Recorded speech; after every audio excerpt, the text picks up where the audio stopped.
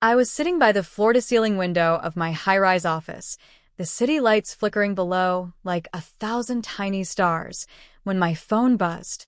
I didn't recognize the number at first, and yet, the name that popped up made my chest tighten.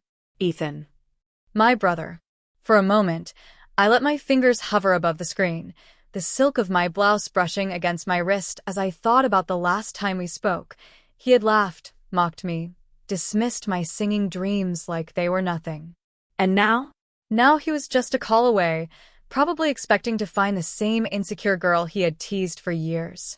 I ran a hand through my hair, feeling the weight of all the years I'd carried silently, rehearsals in my bedroom, late-night voice notes I never sent, rejection letters I stuffed in the bottom drawer. I had built something no one in my family even suspected, something that gave me pride, and yet an almost guilty satisfaction in knowing they had underestimated me. The phone buzzed again, insistently. I pressed it to my ear, inhaling the faint scent of coffee from my desk mug.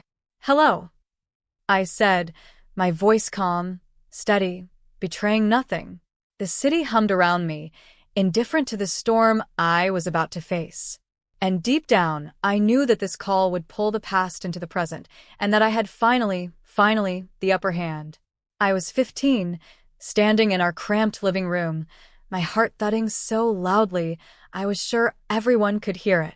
A cheap karaoke machine hummed beside me as I tried to hit the high note in the chorus, my hands trembling at my sides. My brother, Ethan, leaned against the doorway, smirking, arms crossed. "You sound like a dying cat," he said, laughter dripping from every syllable. My cheeks burned. I swallowed hard, but no words came out. I had always loved singing. It was the only place I felt completely myself, but his mockery made the room shrink, suffocating me with shame. "Why do you even bother?" he added, shaking his head. "No one's ever going to take you seriously." The sting of his words settled deep in my chest. I wanted to disappear, to erase the sound of my voice, so I wouldn't have to face his eyes. After that night, I stopped singing around him, stopped letting anyone hear the small melodies I carried in my head. But I didn't give up. In the corner of my room, tucked under a pile of old notebooks, was a small journal my grandmother had given me. "Sing for yourself first," she had whispered, pressing it into my hands. "The world can catch up later." I clutched that journal, tracing the edges of her neat handwriting, and something inside me shifted. I would no longer seek approval from those who didn't see me. I would practice in secret, record my songs on my old phone, and dream bigger than Ethan's laughter allowed. That night, after everyone else went to bed, I stayed up writing lyrics, recording melodies, and imagining a life where my voice mattered. By the time I turned 16, I had made a decision. I would leave the smallness of our world behind and build something for myself. I would turn the sting of ridicule into fuel, and I would never let anyone make me feel small again. Not even my own brother. By the time I left for college, I had learned to carry my dreams quietly, like a fragile instrument I couldn't let anyone touch. Music had always been my passion, but I discovered quickly that my true strength lay not just in singing, it was in understanding the business behind it. I spent hours studying management, contracts, and marketing, all while working part-time jobs to support myself. Each late night felt like a small rebellion against the girl Ethan thought I was, timid, naive, disposable. It was during my sophomore year that I met Rachel, a seasoned talent manager with a sharp eye and a sharper wit. She saw something in me that no one else did, the mix of instinct, empathy, and stubborn ambition. "You're not just dreaming, Claire," she told me one evening as we sat in a dimly lit cafe. "You're capable of making dreams happen, for others and yourself." Her words stuck, and I clung to them like a lifeline. The first few years were brutal. I sent endless emails to artists, endured rejection after rejection, and stayed up until my eyes burned, researching every possible strategy to get my clients noticed. I doubted myself constantly. There were nights when I'd play one of my own recordings, wishing I could just sing freely again, and yet I forced myself to push forward. Every no from a potential client, every dismissive comment from someone senior in the industry became fuel. Then slowly, the small wins started to pile up. My first client, a local singer with a golden voice and zero exposure, booked her first live show. When she called me, trembling with excitement, I felt the familiar thrill of possibility, the same joy I had felt as a teenager in my bedroom, recording songs no one else would hear. Soon, I signed more artists, managed bigger gigs, and gained the trust of people who once would have laughed at me. Through it all, I kept my success a secret from Ethan and the rest of my family. I posted modest updates on social media, shared only minimal details, never wanted them to know how far I'd come. Part of me loved that quiet power, the way I could grow, thrive, and build a life they couldn't touch or diminish. My apartment became my sanctuary, stacked awards, contracts neatly organized, and photos of artists I managed lined the walls. Each object a reminder that I had turned their ridicule into my own, unstoppable momentum. And yet, there was a lingering thought I could never shake. One day, Ethan would have to see what he had missed, and I would be ready for that moment. Not with anger, but with everything I had built, standing quietly, patiently, like the echo of a voice he once mocked. It was a sunny Friday afternoon when Ethan finally walked into my office, expecting the same Claire he had always known, the shy, awkward girl who sang off-key in our living room, the one he had teased relentlessly. I watched him pause at the doorway, taking in the space before he realized it was mine. The office was warm, elegant, and intentionally personal. Floor-to-ceiling windows showcased the skyline, and sunlight glinted off the polished hardwood floors. Expensive artwork lined the walls, each piece carefully chosen to reflect not just style, but milestones of my journey. My desk was neat, organized, with a few framed photos of the artists I managed, the people who trusted me to shape their careers. A sleek piano sat in the corner, silent now, but a reminder of the voice I had once hidden. Ethan's mouth opened, but no words came. He looked around, eyes wide, scanning the awards, the signed contracts, the subtle luxuries that spoke volumes. I let him absorb it all. The suspense stretched, a delicious tension that was mine alone to control. Finally, I spoke, my voice calm, smooth, unwavering. "Surprised?" I asked, leaning back slightly in my chair. "I imagine you didn't think your little sister would end up managing your favorite singer."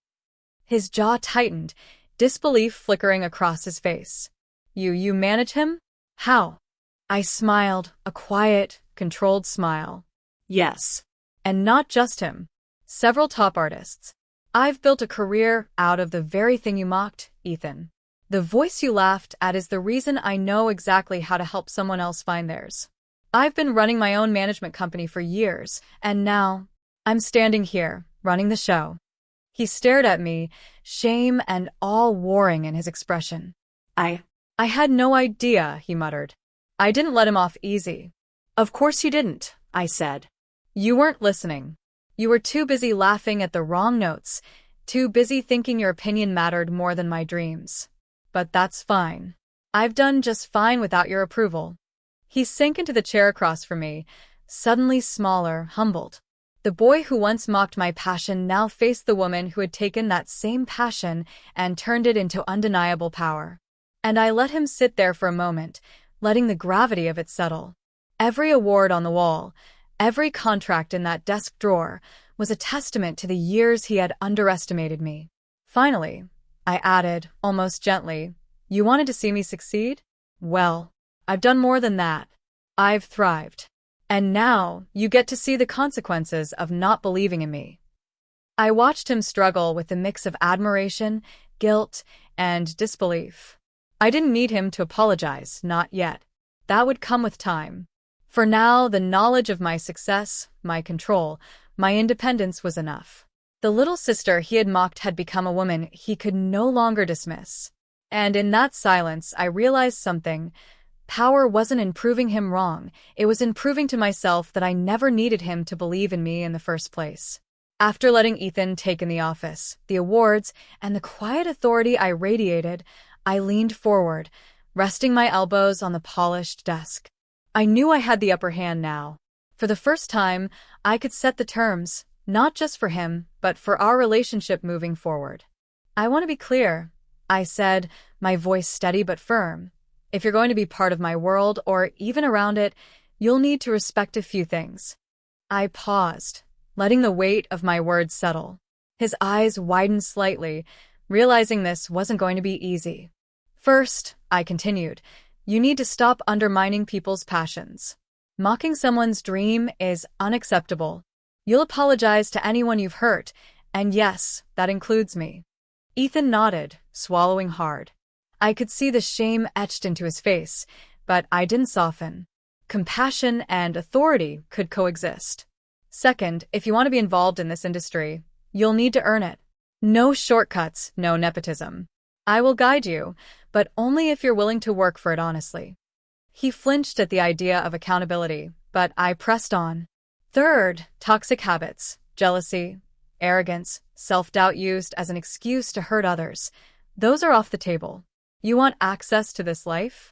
You'll need to grow into someone worthy of it. And finally, the most important condition. You'll have to see me as your equal, not the little sister you once ridiculed. I don't want to dominate or belittle you.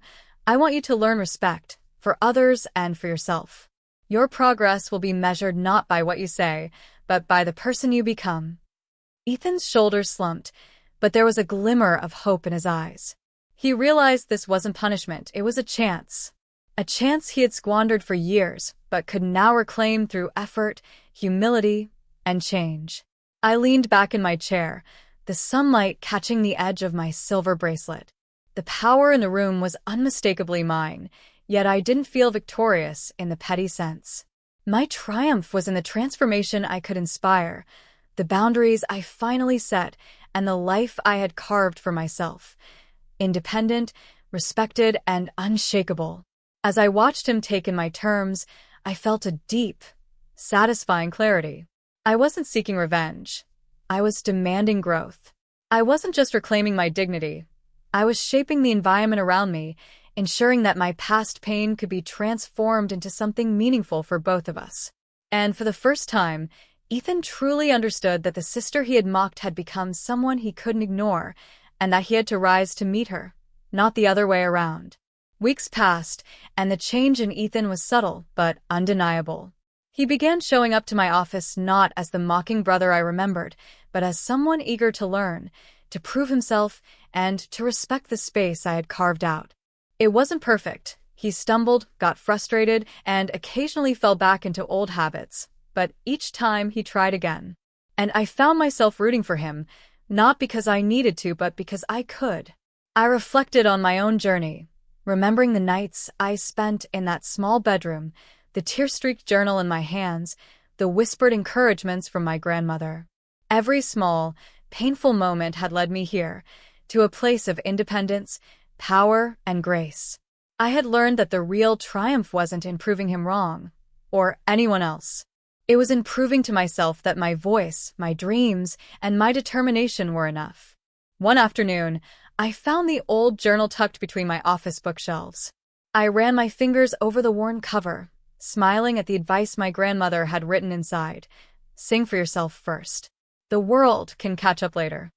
I realized now that her words had been more than guidance. They were a prophecy. I had not only sung for myself, but had built an empire around the song that once made my brother laugh. Ethan approached me that day, tentative but sincere. Claire, I just wanted to say thanks. For showing me, for guiding me, for everything. I nodded, my chest swelling with a quiet pride. I could feel the old resentment melting into something healthier, a relationship rebuilt on respect, honesty, and understanding. And as I looked around my office, at the artists thriving under my management, the awards lining the walls, and the city sprawled endlessly beneath my window, I knew I had done more than succeed. I had turned pain into power, ridicule into resilience, and dreams into reality. I smiled softly, pressing my hand against the journal once more. I didn't need anyone to believe in me. I whispered to myself, voice steady, eyes bright. I believed in me, and that was enough. Bottom of form.